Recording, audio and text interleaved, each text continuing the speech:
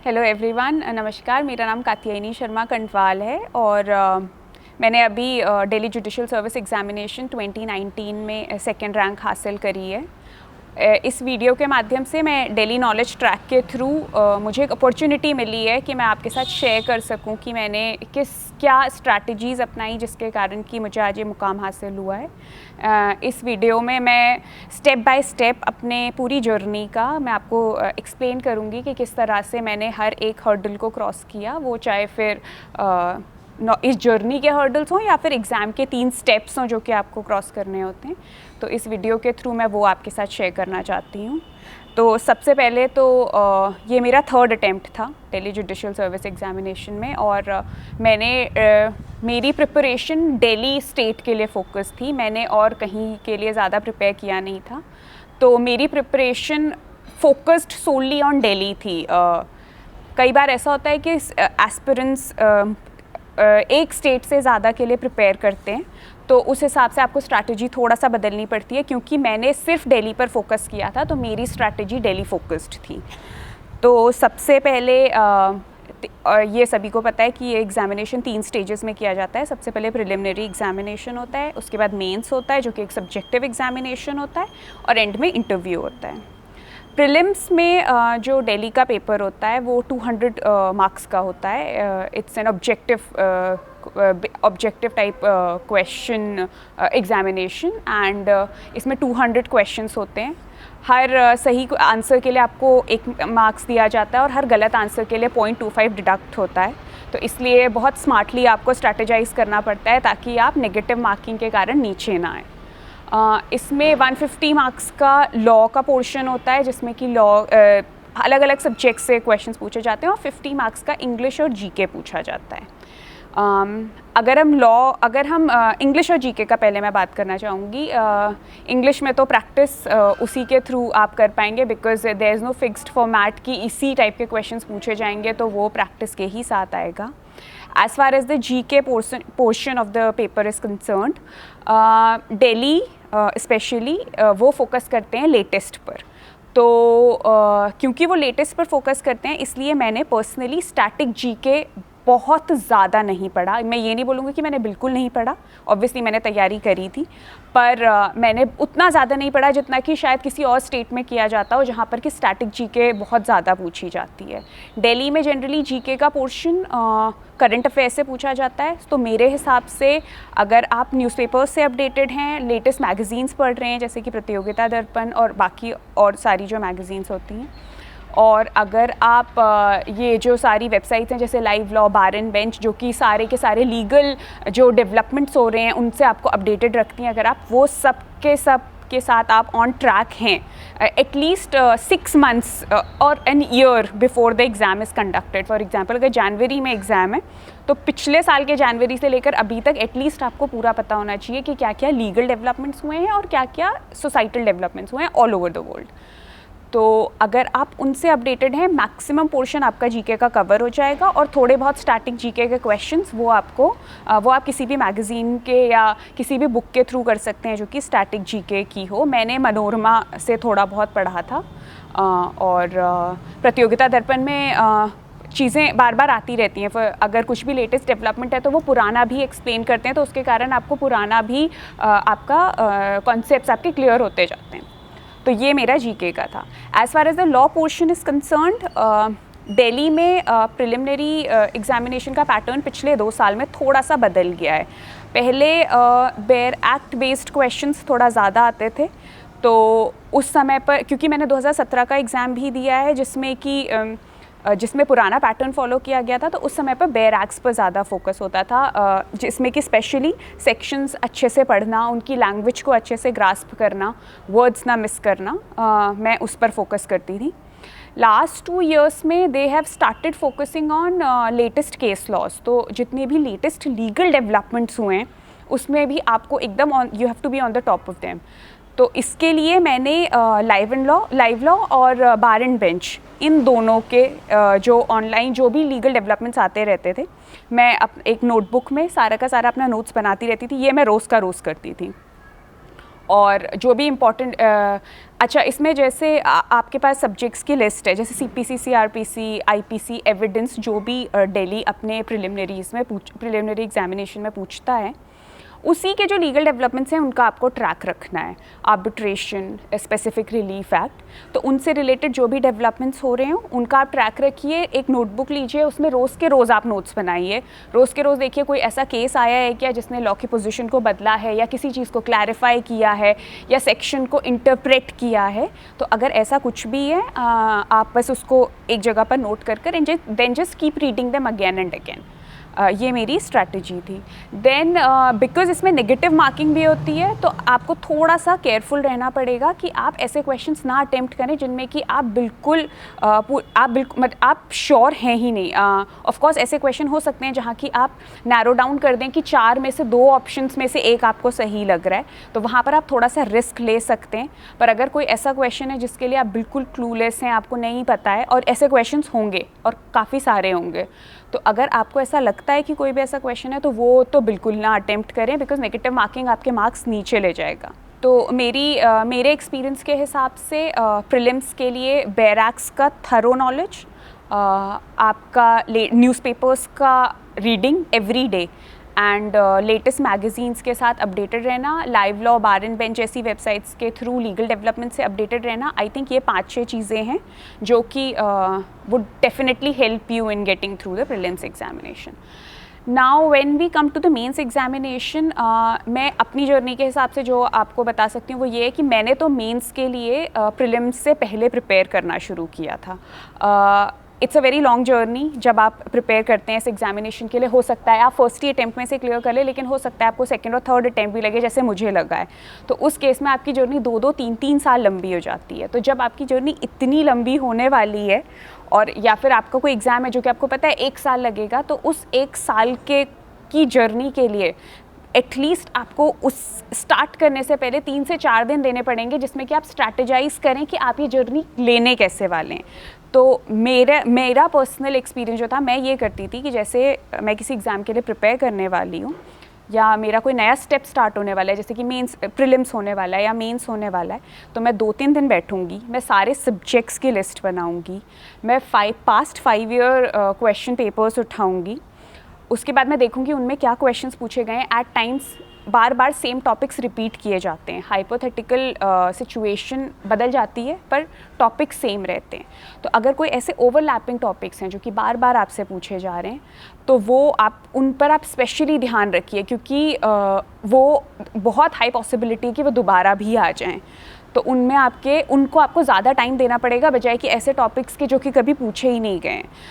और इसमें आप फिर अपना प्रायोरिटी के हिसाब से पहले उन टॉपिक्स की लिस्ट बनाइए जो कि आपको लगता है बहुत इंपॉर्टेंट हैं, देन उनसे कम इंपॉर्टेंट, एंड देन जिस लीस्ट इंपॉर्टेंट। तो फिर आपको टाइम उस हिसाब से डिवाइड करना पड़ेगा। जो आपको लगेगा सबसे ज़्यादा इंपॉर्टेंट है उनमें सबसे ज़्यादा टाइम दीजिए, जो थोड़ा कम इंपॉर्टेंट है उनमें थोड़ा कम टाइम दीजिए। ये आपको अपने हिसाब से करना पड़ेगा। देन इसमें एक और चीज़ है, कई लोगों को 10 से 12 घंटे दिन में पढ़ना पड़ता है to be on top of things. कई लोग 5-6 घंटे में ही कर लेते हैं। तो वो आपको अपने पोटेंशियल के हिसाब से रियलाइज़ करना पड़ेगा कि आपको कितना समय लगता है। जैसे मैं पर्सनली अपने केस में बताऊं तो मुझे याद करने में बहुत डिफ़िकल्टी होती है चीज़ों को, तो इसलिए मुझे सेम चीज़ बार बार पढ़नी पड़ती है। मुझे बहुत ज़्यादा टाइम नहीं लगता है पढ़ने में, पर मुझे एक ही चीज़ को बार बार पढ़ना पड़ता है। तो मुझे वो उसके लिए अकाउंट करना पड़ता है फिर कि फॉर एग्जाम्पल मैंने नोट्स बनाए हुए हैं, तो मुझे पता है कि मुझे वो नोट्स 3 से 4 बार पढ़ने ही पड़ेंगे, चाहे मेरे पास 2 महीने का ही टाइम क्यों ना हो।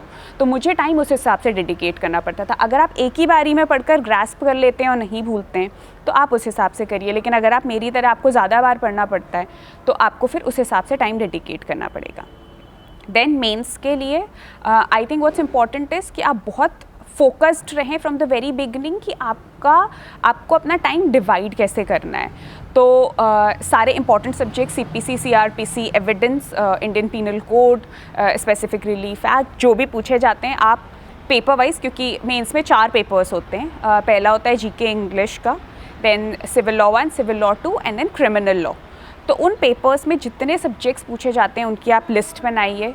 उन सब्जेक्ट से क्या क्या क्वेश्चंस पूछे गए हैं उनकी लिस्ट बनाइए। उन क्वेश्चंस के बेसिस पे क्या क्या टॉपिक्स पूछे गए हैं उनकी लिस्ट बनाइए, and then start preparing those topics. तो जैसे सिविल लॉ 1 में काफ़ी सारे सब्जेक्ट्स पूछे जाते हैं, तो आपको पता है कि उसमें शॉर्ट नोट्स टाइप के क्वेश्चन ज़्यादा आते हैं। स्पेसिफिक रिलीफ एक्ट से हमेशा हाइपोथेटिकल क्वेश्चंस पूछे जाते हैं, तो उस हिसाब से आपको डिवाइड करना पड़ेगा कि किस सब्जेक्ट से किस टाइप के क्वेश्चंस पूछे जा रहे हैं। फैमिली लॉ से, स्पेशली मुस्लिम लॉ से for example generally explanatory questions पूछे जाते हैं। On the other hand Hindu law से हाइपोथेटिकल क्वेश्चंस पूछे जाते हैं, तो वो आपको डिसाइफर करना पड़ेगा on the basis of past year question papers. तो वो B very careful about giving them a thorough reading. अगर आपको पूरे 2 दिन भी लग रहे हैं ना सिर्फ 5 साल के पेपर्स पढ़ने में, ठीक से आइडेंटिफाई करने में कि कौन से टॉपिक्स पर फोकस करना है, प्लीज़ वो दीजिए, इट्स वर्थ इट। ये मत सोचिए कि सीधे जाकर बुक खोलकर सीधे पढ़ना शुरू कर देना है। जब आप आइडेंटिफाई कर लेंगे कि आपको कितना पढ़ना है, किस चीज़ को पढ़ना है, कितना टाइम डेडिकेट करना है, that's half your job is done, because then you know कि किस चीज़ पर कितना फोकस करना है। तो पर्सनली मैंने जो किया था, जीके, सबसे पहले मैं जीके और इंग्लिश के पेपर में आती हूँ। जीके वाले पेपर में काफ़ी सेम फॉर्मेट फॉलो होता है। जैसे ऑथर्स पूछे जाते हैं, वन लाइनर्स बहुत लेटेस्ट फैक्ट्स के पूछे जाते हैं, तो वो ऑब्वियसली आप लेटेस्ट के साथ टच में रहिए। बुक्स जो ये बुक्स एंड ऑथर्स हैं, इनके लिए आप कोई भी मैगज़ीन उठा सकते हैं। मैंने राहुल IAS से कोचिंग लिया था, तो वहाँ से कोचिंग लेने के कारण मुझे ये बहुत बड़ा बेनिफिट मिल गया था कि मुझे सारे मटेरियल्स ईजीली अवेलेबल होते थे। तो अगर मुझे जीके और इंग्लिश के पेपर के लिए प्रिपेयर करना है, तो मेरे पास list of books and authors, GK, latest legal development, सब कुछ का मटेरियल ऑलरेडी मुझे तैयार मिलता था वहाँ से, तो वो मेरे लिए बहुत बेनिफिशियल था। अगर आपने कहीं से कोचिंग नहीं लिया तो आप कोई भी बुक उठाइए जिसमें बुक्स एंड ऑथर्स दिए हुए हों, and just start reading them on a daily basis, क्योंकि आप एक साथ सारे याद नहीं कर पाएंगे। तो रोज़ का 10-20 का एम रखिए कि मुझे 20 या 30 बुक्स एंड ऑथर्स के नाम पढ़ने हैं, फिर अगले दिन उसे रिवाइज करिए, then move to the next 30।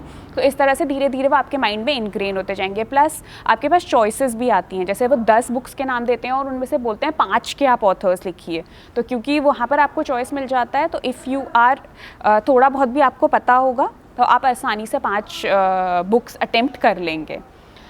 Then उसमें जो इंग्लिश वाला पार्ट है वो थोड़ा सा डिफ़िकल्ट है, बिकॉज एक तो उसमें ट्रांसलेशन आता है। ट्रांसलेशन मेरे लिए personally English to Hindi translation was quite difficult for me, क्योंकि हिंदी के वर्ड्स आपको तुरंत याद नहीं आते हैं, बहुत कॉमन वर्ड्स भी आपको तुरंत याद नहीं आते हैं, तो मुझे उस चीज़ के लिए बहुत प्रैक्टिस करनी पड़ी थी। ट्रांसलेशन पर मैंने बहुत ज़्यादा फोकस किया था। हिंदी टू इंग्लिश वाला मेरे लिए आसान था करना, बिकॉज़ अगर आप इंग्लिश मीडियम से पढ़े हुए हैं तो इंग्लिश में लिखना आपके लिए आसान रहता है, वर्ड्स आपको तुरंत याद आ जाते हैं, पर उतनी डिफ़िकल्टी आपको उनको हिंदी में ट्रांसलेट करने में होती है। तो जहाँ पर इंग्लिश टू हिंदी का ट्रांसलेशंस की बात थी, वहाँ पर मैंने बहुत ज़्यादा मेहनत करी है। Almost 150 to 200 translations I must have done before my examination. तो वो क्योंकि मेरा वो वीक पॉइंट था, इसीलिए मैंने उस पर ज़्यादा फोकस किया। इसी तरह आपको भी आइडेंटिफाई करना पड़ेगा कि आपका क्या वीक पॉइंट है। हो सकता है आप ट्रांसलेशन में बहुत अच्छे हो, आपको दोनों English to Hindi and Hindi to English दोनों बहुत अच्छे से आता हो, लेकिन आपका एस्से पार्ट थोड़ा वीक है, तो आप एस्से पर फोकस करिए। It's basically about identifying what you are good at and what you are weak at. तो जैसे ही आप ये आइडेंटिफाई कर लेंगे, आपका आधा काम वहीं पर हो जाएगा।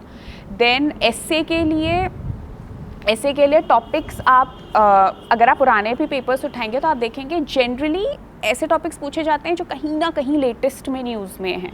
तो जब इस तरह की जो चीज़ें, वो मेरे हिसाब से अगर आप newspapers you are reading every day, newspaper apps आप डाउनलोड कर लीजिए। अगर कोई भी चीज़ न्यूज़ में होती है किसी भी समय पर, तो सारे के सारे न्यूज़पेपर्स उन पर एडिटोरियल्स छापते ही हैं, तो वो एडिटोरियल्स आप रोज़ पढ़िए। जब आपको अलग अलग पर्सपेक्टिव्स उन एडिटोरियल्स में मिलेंगे, तो ऑब्वियसली आपका जो एक डेटाबेस है वो इन्हांस होता रहेगा, और फिर किसी भी तरह का क्वेश्चन आपके सामने आएगा तो आप इजीली उसे अटेम्प्ट कर लेंगे। तो ये मेरा जीके इंग्लिश का पेपर था। देन लॉ के लिए क्योंकि मैंने राहुल IAS से कोचिंग ले रखी, मेरे पास नोट्स थे अपने, तो मैंने उन नोट्स को बहुत अच्छे से पढ़ा था। देन बेयर एक्ट पर भी मैंने उतना ही फोकस किया था अपनी मेंस की प्रिपरेशन में भी। हाँ, ये है कि दिल्ली आपको बेयर एक्ट्स प्रोवाइड करती है मेंस के एग्जामिनेशन पर। उनके पेपर्स इतने लेंदी होते हैं कि अगर आप अवॉइड कर सकते हैं बेयर एक्ट्स पर टाइम वेस्ट करना, तो वो आपको डेफिनेटली करना चाहिए, क्योंकि अगर आप हर क्वेश्चन में बेयर एक्ट खोल कर देखेंगे तो आपका हर क्वेश्चन में टाइम वेस्ट होएगा प्रोविजंस पढ़ने में। तो एटलीस्ट जो कुछ ऐसे टॉपिक्स हैं जो कि बहुत ज़्यादा पूछे गए हैं, बहुत ज़्यादा इम्पॉर्टेंट हैं, जिन पर आपने बहुत ज़्यादा फोकस किया है, उनमें आपके पास इतनी क्लैरिटी होनी चाहिए कि आपको वहाँ पर बेयर एक्ट खोलकर अपना टाइम ना वेस्ट करना पड़े। तो मेरी स्ट्रैटेजी ये रहती थी कि मैं नोट्स पढ़ती थी अपने, मैं बेयर एक्ट्स को साथ साथ में पढ़ती थी, और मैं बहुत ज़्यादा मॉक टेस्ट पेपर सॉल्व करती थी। एक्चुअली दिल्ली का पेपर बहुत लेंदी है, तो आपको बहुत ही you have to be very careful in allotting time to each question. तो अगर 10 नंबर का क्वेश्चन है या 20 नंबर का क्वेश्चन है, you have to be very thorough from the very beginning of the paper कि आपको उसको टाइम कितना अलॉट करना है। आप सेम टाइम सब सारे क्वेश्चन को नहीं अलॉट कर सकते, क्योंकि अगर आपके सामने 40 मार्क्स का क्वेश्चन है, you know you'll have to give it 30 minutes. लेकिन अगर आपके सामने 5 नंबर का या 10 नंबर का क्वेश्चन है, you can not a lot more than 6-7 minutes on that question. तो मेरा ये एम रहता था कि मैं जितने मार्क्स का क्वेश्चन है उससे एटलीस्ट 5-6 मिनट, मतलब 30 मार्क्स का क्वेश्चन है तो मैं 24 या 23 मिनट में उस क्वेश्चन को ख़त्म करने का अटेम्प्ट करती थी, because it's a 200 marks question and 3 hours give you 180 minutes. तो वो लगभग बराबर ही है, 180 मिनट में 200 मार्क्स का पेपर आपको अटेम्प्ट करना है। तो मेरा उस हिसाब से अप्रोच रहता था।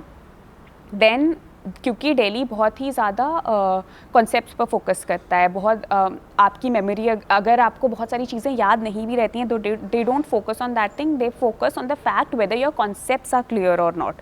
तो जब आप आंसर लिख रहे हैं, you have to be very accurate, very precise about what you want to convey. आप कहना क्या चाह रहे हैं अपने आंसर के थ्रू, वो बहुत ही क्लियरली आपके आंसर में दिखना चाहिए। तो मैंने पैटर्न फॉलो किया था अपनी आंसर राइटिंग में, अगर हाइपोथेटिकल क्वेश्चन मेरे सामने आता था तो मैं सबसे पहले शुरू की 3 लाइन में इश्यूज डिस्कस करती थी जो कि उस क्वेश्चन के माध्यम से मुझसे पूछा जा रहा है। देन मैं लॉ का पोजीशन डिस्कस करती थी कि क्या लीगल पॉइंट्स हैं जो कि मुझे लगता है कि इस पर्टिकुलर क्वेश्चन पर अप्लाई करेंगे। देन मैं अगले पैराग्राफ में जो फैक्ट्स मुझे दिए गए हैं उनको अप्रिशिएट करती थी on the basis of the law that I have mentioned in the second paragraph. And last में मैं अपना रीजनिंग देकर अपना जजमेंट, जो भी मुझे लगता था कि इसमें होना चाहिए, मैं वो दे देती थी। तो ये एक फॉर्मेट है जो कि मैंने सारे पेपर्स में फॉलो किया है। अगर कोई क्वेश्चन थोड़ा सा भी हाइपोथेटिकल है तो मैं उसमें बिल्कुल यही पैटर्न मैंने फॉलो किया है, और ज़रूरत से ज़्यादा नहीं लिखा है। अगर बहुत ही एक्यूरेट जितना ज़रूरत है, क्योंकि अगर आप ज़्यादा टाइम वेस्ट करेंगे तो आपका कोई और क्वेश्चन छूट जाएगा। तो जितनी उस क्वेश्चन को ज़रूरत है उतना मैंने उसमें लिखकर बस उतना ख़त्म कर दिया। तो 10 मार्क्स का क्वेश्चन मेरा 1 से 1.5 पेजेस का हो जाता था, ज़्यादा से ज़्यादा, उससे ज़्यादा नहीं। तो वो था आइडेंटिफाइंग कि कहाँ पर क्या चीज़ नेसेसरी है और क्या चीज़ अननेसेसरी है। That comes with practice. आप बार बार क्वेश्चन पेपर्स करते रहेंगे, आप बार बार हाइपोथेटिकल क्वेश्चंस पढ़ते रहेंगे, तो आपको समझ आने लगेगा कि इस चीज़ में इसमें मुझे ये वाला फैक्ट आइडेंटिफाई करना है कि ये हुआ है कि नहीं, तो मुझे केवल इन्हीं सेक्शन से स्टिक करना है, इनके बाहर नहीं जाना है। तो वो आप बार बार प्रैक्टिस करते रहेंगे तो वो आपको समझ आने लगेगा। सो practice as much as possible with your mains का टेस्ट पेपर्स। इसमें भी मुझे मेरी कोचिंग से बहुत हेल्प मिली थी, क्योंकि वहाँ पर मॉक टेस्ट पेपर्स मुझे प्रोवाइड कर दिए जाते थे। वहाँ पर टेस्ट सीरीज़ होती थी जो कि मैं देने जाती थी, तो उनके कारण, क्योंकि वो टेस्ट सीरीज़ चेक होती थी और टीचर्स का मुझे फीडबैक मिलता था, तो मुझे काफ़ी हेल्प मिल जाती थी। अदरवाइज़ अगर आपके पास ऐसा नहीं है कि आप कोई कोचिंग नहीं जा पा रहे हैं, तो अगर आपका कोई सीनियर है या आप किसी को जानते हैं जो कि जुडिशल सर्विस में है, तो आप आंसर्स लिखकर अगर वो आपको हेल्प कर सकें एक बार आइडेंटिफाई करने में कि आप कहाँ पर थोड़े से गलत जा रहे हैं, तो वो करिए। या आपकी फैमिली में कोई है जो कि आपको लगता है कि पॉइंट आउट कर पाएगा कि आप क्या सही कर रहे हैं, क्या गलत कर रहे हैं, तो उनसे भी आप हेल्प ले सकते हैं। और जस्ट कीप प्रैक्टिसिंग। देन उसके बाद और दिल्ली के मेंस में एक और चीज़ जो कि मैं पॉइंट आउट करना चाहूँगी वो ये है कि अगर आप केस लॉस के नाम नहीं भी मेंशन करते हैं तो I don't think it would make a difference, क्योंकि it didn't make a difference to my marks. मैंने अपने 4 पेपर्स में, जो 3 लॉ के पेपर्स थे इनफैक्ट, उनमें मैक्सिमम 3 से 4 केस लॉज मेंशन किए होंगे। वो भी मैं हायर साइड में बोल रही हूँ, हो सकता है उससे भी कम किए हो, पर उनके लिए ये नहीं मैटर करता है कि आपको केसेस के नाम याद रहते हैं कि नहीं।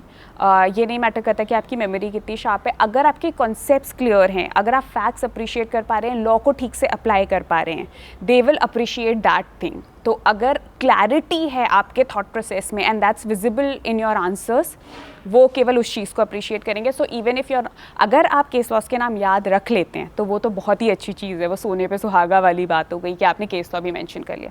बट जस्ट इन केस अगर आप नहीं रख पाते हैं तो वो भी कोई प्रॉब्लम वाली बात नहीं है. मैंने अपने most of the 90% of my answers मैंने कोई केस लॉ मेंशन नहीं किया होगा, तो मुझे नहीं लगता कि वो ज़्यादा मैटर करेगा.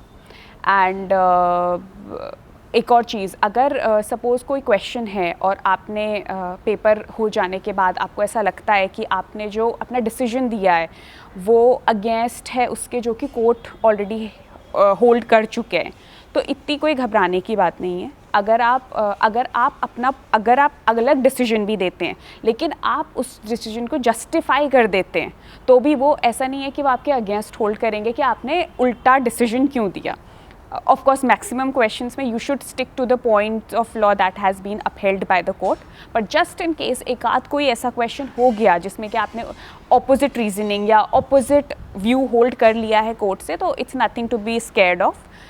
They'll appreciate the fact that you have been able to apply law to the facts and आपने जो reasoning दी है उसको आप justify कर पा रहे हैं. So as long as you are justifying the reasoning and you're justifying it well, you are not outside the contours of law in justifying your reasoning, they'll appreciate it. So don't worry about that. तो ये मेरा mains का focus था. Then उसके बाद अगर मैं interview पर आती हूँ तो इंटरव्यू दिल्ली में थोड़ा सा पिछले कुछ सालों में थोड़ा सा इंटरव्यू का पैटर्न थोड़ा बदल गया है. इंटरव्यूज़ शॉर्ट होते हैं, 5 से 7 मिनट, मैक्सिमम 10 मिनट, और लीगल क्वेश्चंस ज़्यादा पूछे जाते हैं.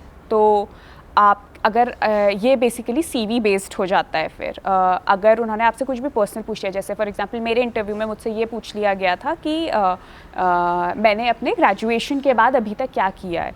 तो मैंने पहले क्योंकि मैंने जॉब करी हुई थी तो मैंने जॉब का मेंशन किया. एंड देन मैंने अपनी जॉब ख़त्म होने के बाद, जॉब छोड़ने के बाद LLM किया था, तो मैंने LLM मेंशन किया. तो जैसे ही वहाँ पर LLM का मेंशन हुआ तो मुझसे पूछा गया कि कौन से सब्जेक्ट में मैंने LLM किया है.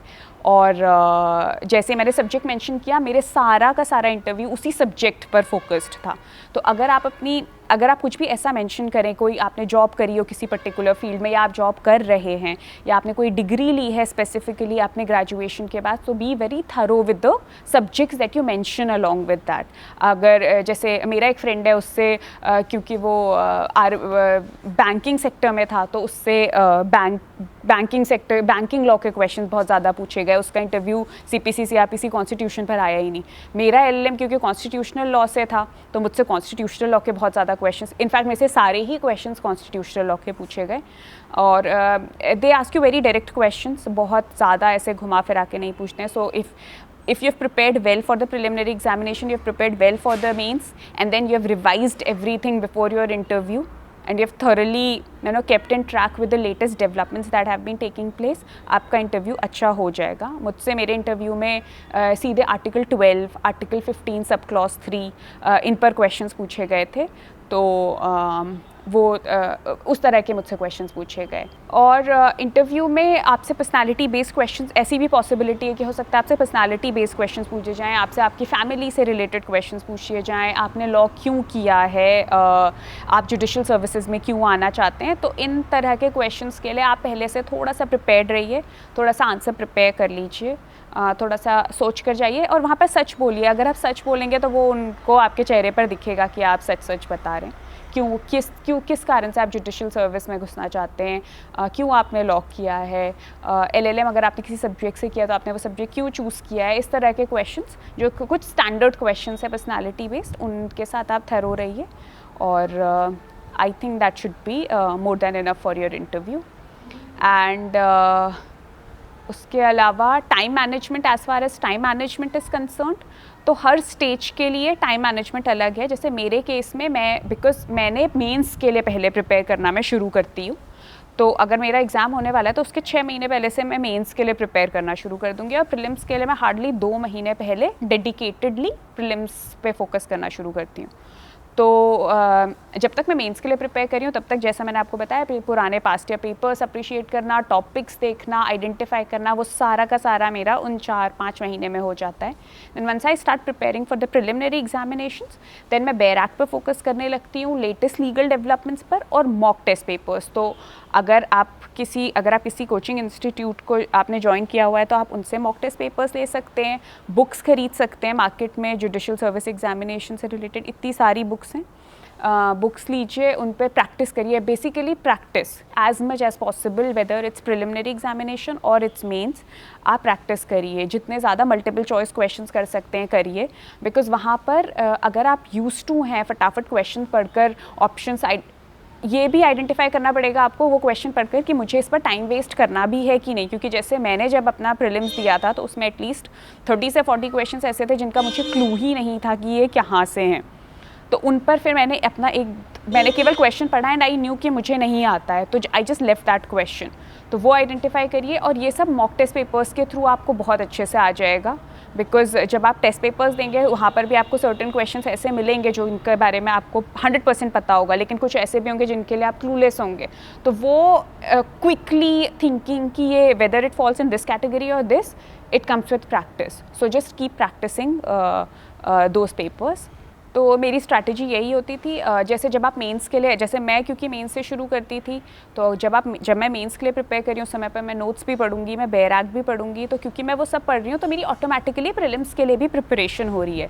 लेकिन डेडिकेटेडली मल्टीपल चॉइस क्वेश्चंस करना और ये सब मैं 2-2.5 महीने पहले ही शुरू करती थी, और तब तक मेरे most of the concepts were clear because I was preparing for the mains, और न्यूज़पेपर्स और live law bar and bench ये आपको डेली बेसिस पर करना पड़ेगा, ये आप एंड के लिए इकट्ठा करके नहीं रख सकते, तो वो आपको अपने रूटीन का एक पार्ट बनाना पड़ेगा कि मुझे 1 घंटा तो अपना न्यूज़पेपर पढ़ना है, 1 घंटा मुझे देखना है कि कोई आज ऐसा लेटेस्ट डेवलपमेंट तो नहीं हुआ है जो कि मुझे कहीं पर नोट करना चाहिए, तो वो अगर आप अपनी प्रैक्टिस में ले आएंगे, half your preparation for the prelims is done.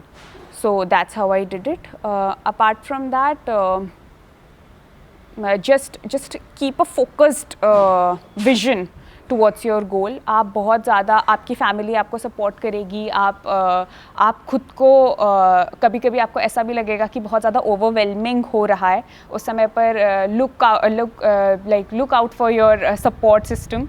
मेरे लिए मेरे हस्बैंड, मेरे इन-लॉज़, मेरी फैमिली, सब कुछ एक सपोर्ट सिस्टम की तरह थी, तो जब भी मुझे बहुत ज़्यादा ओवरवेलमिंग कुछ भी लगता था तो मैं हमेशा उन पर लीन करती थी सपोर्ट के लिए। तो have your support system, because अगर आप पहले अटेम्प्ट में निकाल लें तो बहुत अच्छा है, लेकिन अगर आप नहीं निकाल पाए तो आपकी जर्नी थोड़ी लंबी हो जाएगी, और इस लंबी जर्नी के लिए आपको कहीं ना कहीं आपको चाहिए होगा कि कोई हो जो आपको पकड़ कर रखे, तो उस टाइम पर फैमिली का सपोर्ट काफ़ी इंपॉर्टेंट हो जाता है, तो वो करिए and just believe in your self. अगर आपका पहली बारी में नहीं भी हो रहा है, दैट डजंट मीन कि आपका नहीं हो सकता है, सो just keep believing in your self, strategise well, अपना फोकस्ड रखिए माइंड को कि मुझे इस तरह से प्रिपेयर करना है, मुझे इतना टाइम इस सब्जेक्ट को देना है, इतना टाइम इस सब्जेक्ट को देना है, मुझे आज अगर मेरा एग्ज़ाम 1 महीने बाद है मेंस का, तो मुझे आज 2 टेस्ट पेपर्स अटैम्प्ट करने हैं, कल मुझे 2 टेस्ट पेपर्स फिर से अटैम्प्ट करने हैं, मुझे वो चेक करवाने हैं, मुझे रिव्यू लेना है, वो हर चीज़ आपके दिमाग में क्लियर होनी चाहिए कि आपको कैसे करना है। तो बस मैं यही कहना चाहूँगी, और मैं दिल्ली नॉलेज ट्रैक को थैंक यू बोलना चाहूँगी कि उन्होंने मुझे ये अपॉर्चुनिटी दी है कि मैं आपके साथ शेयर कर सकी कि मैंने क्या क्या चीज़ें फॉलो करी थी यहाँ तक पहुँचने के लिए। और बस मैं यही कहना चाहूँगी, keep working hard, believe in your self, believe that you can achieve your goal, and keep doing everything possible that you can for it, because अगर आपने सोच ही लिया है मन में कि मुझे ये गोल अचीव करना है, आप उसमें टाइम भी डेडिकेट कर रहे हैं, आप पैसे भी लगा रहे हैं अपने, आपकी फैमिली का भी टाइम, इमोशंस, सब कुछ इन्वेस्ट होता है उस पूरी जर्नी में, so give it your 100% and do well. All the best to everybody who has watched this, and thank you so much.